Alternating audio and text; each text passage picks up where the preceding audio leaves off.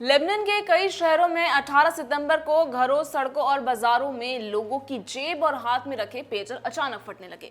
यह सिलसिलेवार 1 घंटे तक लेबनान से लेकर सीरिया तक हुआ। मीडिया रिपोर्ट्स के मुताबिक अब तक दर्जनों लोगों की मौत हो चुकी है और 3000 से ज्यादा लोग जख्मी हो गए। लेकिन घटना ने कई सवाल खड़े किए। सवाल इस हमले में इस्तेमाल करने वाले टेक्नोलॉजी को लेकर, सवाल मोबाइल फोन के जमाने में पेजर के इस्तेमाल को लेकर और सवाल हमला करने के वजहों को लेकर। क्या है ये सवाल और क्या है इनके जवाब, जानेंगे इस वीडियो में हम। नमस्कार, मैं मोनिका आपके साथ और इन खबर में आपका स्वागत है। मीडिया रिपोर्ट्स के मुताबिक ये हिजबुल्लाह को निशाना बनाते हुए किए गए सीरियल पेजर ब्लास्ट थे, लेकिन इसमें आम लोग भी हताहत हुए हैं। ईरानी राजदूत भी इसमें घायल हो गए और हिजबुल्लाह ने इजराइल पर धमाके कराने का आरोप लगाया है। इस हमले के पीछे इजरायली खुफिया एजेंसी मोसाद का हाथ होने का शक लेबनान को है। हमले के इस नए तरीके को लेकर कई सवाल लोगों के मन में हैं। लोग जानना चाहते हैं कि कैसे संभव हुआ होगा ये चिप बम, या कौन सा तरीका है जिसका इस हमले में इस्तेमाल हुआ होगा। क्या है वो सवाल और उनके जवाब क्या है, आइए जानते हैं। पहला सवाल ये कि एक पेजर ब्लास्ट के पीछे किस तरह की तकनीक और साइंस है। मीडिया रिपोर्ट्स के मुताबिक आर्टिकल के अनुसार इसका जवाब है कि पेजर साधारण रेडियो डिवाइसेस होता है जिससे छोटे संदेश या सिग्नल हासिल किए जाते हैं। इनका इस्तेमाल खास तौर की रेडियो फ्रीक्वेंसी के जरिए होती है। अगर किसी को ऐसे यंत्रों में विस्फोट करते हैं तो उसे रिमोट के ट्रिगर होने वाले एक्सप्लोसिव का इस्तेमाल करना होगा, जिसे पहले से पेजर में छिपाया जाता है। लेकिन इसके लिए जरूरी है कि पेजर लोगों तक पहुंचने से पहले कंपनी में ही टेम्पर किए गए हों, या फिर पेजर के अंदर कोई हथियार छिपाए जाए हों, वो भी चुपके से। इस तरह के अटैक फ्रीक्वेंसी जंप करके हैकिंग या वायरस सिग्नल कंट्रोल के जरिए भी हो सकते हैं। इसके लिए आपको रेडियो फ्रीक्वेंसी आइडेंटिफिकेशन का इस्तेमाल किया जाता है।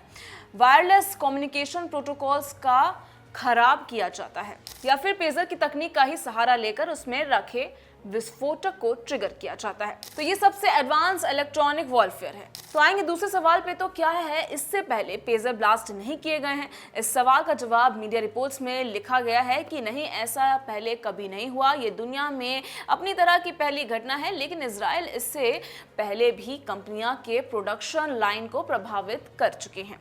सितंबर 2023 में ईरान का मिसाइल देने वाली कंपनी के मिसाइलों में स्टूनेक्स्ट का इस्तेमाल किया है और ये सॉफ्टवेयर को प्रभावित करते हैं और विस्फोट कर देती है। यानी कि ईरान मिसाइलें बनाकर अपनी सैन्य डिपो में रखता है और ये वही फट जाती है। लेकिन ईरान ने यह हमला समय रहते संभाल लिया।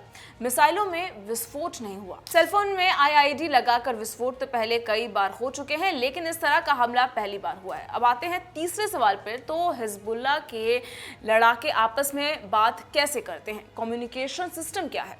मीडिया रिपोर्ट्स के मुताबिक हिजबुल्लाह के लड़ाके आपस में बातचीत करने के लिए पेजर का इस्तेमाल करते हैं, क्योंकि इनसे किसी पर नजर रखना आसान नहीं होता। हिजबुल्लाह के लड़ाके 3 तरह के पेजर का इस्तेमाल कर रहे हैं: मोटोरोला LX2, टेलीट्रिम और गोल्ड अपाली रेंड पेजर AR924। ये काम सिर्फ संदेश देना और रिसीव करना था और हजारों हिजबुल्लाह लड़ाके के पास पेजर है। हिजबुल्लाह का मानना था कि पेजर स्मार्टफोन की तुलना में ट्रैक या हैक करने का आसान नहीं होगा, इसलिए इसका इस्तेमाल सबसे ज्यादा हो रहा था। अब आएंगे चौथे सवाल पे कि कब से हिजबुल्लाह कर रहा है पेजर्स का इस्तेमाल। तो मीडिया रिपोर्ट्स के मुताबिक हिजबुल्लाह की खुफिया एजेंसी कई सारे काउंटर इंटेलिजेंस यंत्रों का इस्तेमाल करती है। इलेक्ट्रॉनिक सर्वाइलेंस और इंटरसेप्ट टेक्नोलॉजी भी उनके पास है। साल 2021 में हिजबुल्लाह सेलफोन डेटा का एनालिसिस करने की क्षमता रखती है और 90 के दशक में ही हिजबुल्लाह के लड़ाके अनक्रिप्टेड डेटा डाउनलोड करते हैं। तो यही सीख गए थे। कहा जाता है कि रूस और उसकी जासूसी एजेंसी FSB भी और ईरान की मदद से हिजबुल्लाह ने काउंटर इंटेलिजेंस में भी डेवलप किया है। 2008 की बात करें तो 2008 में उन्होंने माउंट सेनिन के पास संगठन के फाइबर नेटवर्क में इजरायली बग डिटेक्ट किया था। पेजर पुरानी तकनीक है और ये ज्यादा सुरक्षित और लो डेटा कम्युनिकेशन के लिए जानी जाती है। पेजर का इस्तेमाल कब से हो रहा है इसकी डिटेल कहीं नहीं है, लेकिन माना जाता है कि ये सारे सिस्टम हिजबुल्लाह ने 1980 से स्थापित किए थे। अब बढ़ेंगे 5वें सवाल पर, तो इजराइल कैसे घुसा हिजबुल्लाह के पेजर सिस्टम में। मीडिया रिपोर्ट्स के मुताबिक इजराइल की जासूसी संस्था मोसाद के पास बेहद आधुनिक और जटिल इलेक्ट्रॉनिक वॉरफेयर तकनीक है। वो किसी भी तरह का कम्युनिकेशन सिग्नल इंटरसेप्ट कर सकते हैं और हैकिंग कर सकते हैं, मालवेयर इम्प्लांट कर सकते हैं। वो हिजबुल्लाह के सारे पेजेस पर कंट्रोल भी कर सकते हैं। इसमें ह्यूमन इंटेलिजेंस ने बड़ा रोल प्ले किया है और साथ ही साथ खुफिया सोर्सेज ने जिन्होंने हिजबुल्लाह के पेजेस को विस्फोटक के साथ मॉडिफाई भी किया था। इस तरह के कम्युनिकेशन सिस्टम में घुसपैठ करने के लिए इलेक्ट्रॉनिक सिग्नल जो इंटरसेप्शन तकनीक और इंसानी खुफिया नेटवर्क को ज़रूरत होती है, जिसका मिश्रण इजराइल ने बखूबी किया था। अब हम बढ़ेंगे छठी सवाल पर, जो है कि क्या वर्तमान तकनीक के साथ ऐसा हमला संभव है। तो मीडिया रिपोर्ट्स के मुताबिक इस सवाल का जवाब हाँ है। मतलब है कि तकनीक तौर पर हर पेजर में विस्फोट करना संभव है, या किसी भी तरह की जैकेट में जिसमें किसी भी तरह का विस्फोटक हिस्सा लगा हो। इन्हें रिमोट से चलाना आसान है और मोबाइल में इस्तेमाल बरसों से EID के तौर पर हो रहा है। पेजेस जैसे यंत्रों को फोड़ने के लिए बेहद ही जटिल और सेंसिटिव प्लानिंग की ज़रूरत होती है और साथ ही एकदम सटीक नॉलेज होना चाहिए कि कहां पर कितना नुकसान करेगा, किस कम्युनिकेशन नेटवर्क का इस्तेमाल कर रहा है। बढ़ेंगे हम सातवीं सवाल और आखिरी सवाल पर कि क्या किसी जासूसी संस्था द्वारा मोबाइल से अब हम बढ़ेंगे सातवीं और आखिरी सवाल पर कि क्या किसी जासूसी संस्था द्वारा मोबाइल से इस तरह का हमला किया गया है।